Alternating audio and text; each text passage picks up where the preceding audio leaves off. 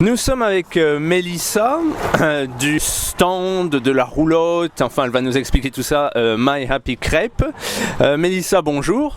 Bonjour, oui donc je suis Mélissa, gérante du stand de crêpes avec mon partenaire Sébastien. D'accord, donc vous êtes deux normalement, aujourd'hui Sébastien n'est pas là, vous êtes toute seule. Pouvez-vous vous présenter à nos auditeurs en quelques mots ? Je suis française, née dans la région lyonnaise et puis installée depuis 2 ans en Allemagne, à Francfort.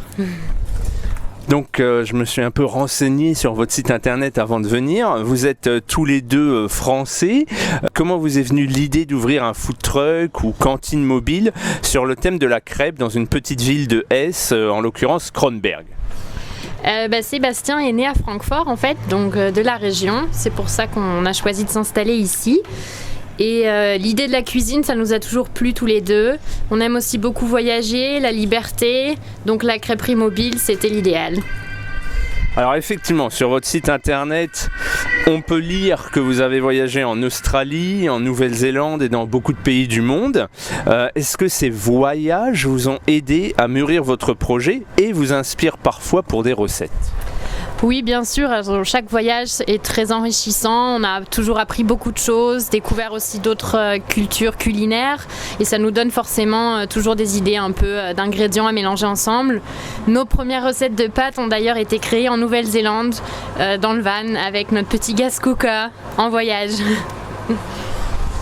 Alors vous avez un slogan assez osé pour un food truck de crêpes, Healthy Up Your Life, que l'on pourrait traduire assez librement par une vie plus saine. Est-ce qu'on peut vraiment avoir une vie plus saine en mangeant des crêpes ? C'est une très bonne question. Alors c'est justement en fait pour ça qu'on a développé un nouveau concept de pâte à crêpes avec des ingrédients qu'on a remplacés. Tous les ingrédients de base de la pâte à crêpes, on les a remplacés par des ingrédients plus sains. Donc la farine de blé par de la farine d'épeautre ou la farine de sarrasin qu'on utilise. On utilise seulement des produits bio pour la pâte à crêpes aussi, qui sont aussi du coup plus riches en nutriments que le blé. On n'a aucun sucre dans notre pâte à crêpes. Donc oui, c'est quand même possible de se faire plaisir sans trop dépasser les limites qu'on se fixe, tout en restant équilibré. Et pour les fans de chocolat, on a une pâte à crêpes sans huile de palme. Alors, la variété des pâtes à crêpes que vous proposez est justement impressionnante. Vous faites aussi beaucoup de crêpes végétariennes et véganes. Et par rapport à la réponse que vous venez de vous faire, on a quand même l'impression que vous vous intéressez beaucoup à la diététique avant de composer vos recettes.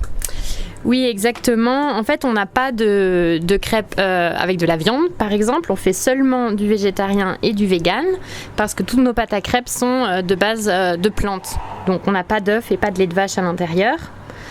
Et on s'intéresse en fait personnellement beaucoup à la diététique pour ce qui est de notre vie privée. Du coup, ça influence beaucoup en fait nos recettes pour les crêpes. Est-ce que vous vendez plus de crêpes végétariennes, véganes ou normales entre guillemets ? Voilà, donc là c'est là que vient notre slogan qu'on adore en ce moment, Wir machen nicht normal. C'est écrit d'ailleurs sur nos t-shirts.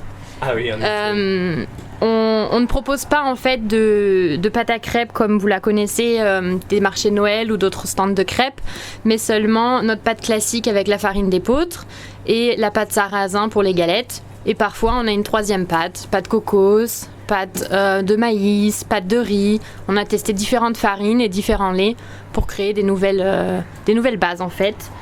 Voilà. Et en fait, on est très fiers de ce nouveau concept. Et souvent, on a la question, crêpe normale, crêpe au Nutella. On est fiers de dire que non, on n'en a pas et qu'on fait quelque chose de différent et d'un peu plus sain. En effet, très bien. La situation de la pandémie s'améliore, mais est-ce que vous n'avez pas trop souffert justement des mesures visant à limiter la propagation du coronavirus ces derniers mois ? Alors si, bien sûr, toute la gastronomie a souffert du coronavirus parce que dans un premier temps, tout a été annulé, tout était fermé. Nous étions partis pour des événements comme les marchés de Noël qui ont été aussi annulés.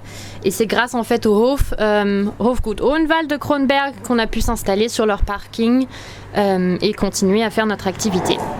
On est très remerciants. Alors vous êtes un food truck engagé et vous mentionnez sur votre site internet que l'éthique, l'écologie et le développement durable occupent une place de premier plan. Que faites-vous exactement pour cela ? Premièrement, nous ne vendons pas de viande. On a voulu essayer au départ de la viande bio et tout ça, mais c'est emballé en plastique, dans des petites quantités. C'était difficile à trouver et au final, ça ne représente pas aussi nos valeurs éthiques personnelles puisqu'on est tous les deux végétariens. On favorise toujours des produits bio. La pâte à crêpes est complètement bio et les ingrédients à l'intérieur, ça varie un peu. On essaie de plus en plus de faire du bio. Les œufs, par exemple, sont uniquement de plein air et bio. Ça, c'était quelque chose qui était important pour moi. D'essayer de moins torturer les animaux comme possible.